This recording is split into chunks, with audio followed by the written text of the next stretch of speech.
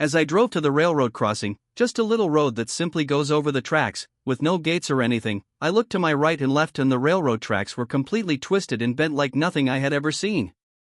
I think I then went into some sort of shock, as I had not even realized that the trees, houses, and walls were all flattened until what felt like an hour later.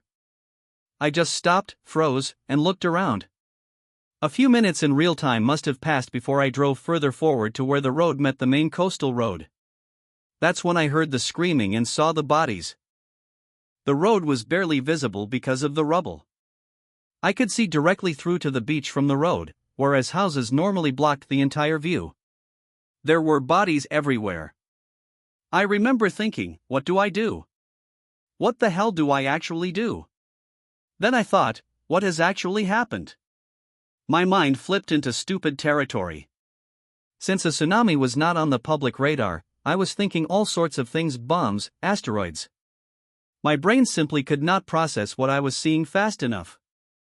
I tried to help people who were wandering around, but I could not figure out what I was supposed to do. I drove slowly around, over rubble and past bodies, to a small beach bar that we knew well. I saw the owner and I kind of calmed down, seeing a person I knew who was okay. He spoke English perfectly well and told me the whole story while we tried to help the people we could. There were bodies on the beach and floating in the water. I still could not quite get my head around the enormity of what I was seeing. Now I was at this beach bar, which was somehow still standing, although you could clearly see the water line up to the roof of the building behind the bar. They had a large concrete slab which was the bar and restaurant area. It sat on pylons dug down into the coral over the beach, and the power of the water had lifted the slab up. We are talking about a 30 SQM or more, foot-thick reinforced slab, broken it from its pylons, and laid it back down again. Mobile phones were still not working, and I had not even thought about my family back at the house yet. Then I remembered my brother, who was staying 15 minutes down the road on the coast, and my heart literally sank.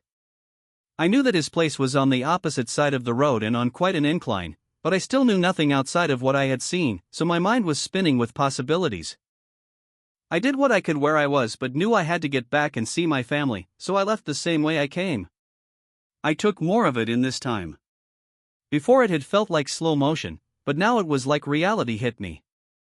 So many bodies, people carrying them, trying to cover them, screaming, people with serious injuries everywhere. I felt almost helpless at the scale of it and knew I had to get back. I rode back and it was so surreal. The roads were empty, there were birds and monkeys, the sky was blue, it was warm just like any other day had been, but everything seemed so quiet.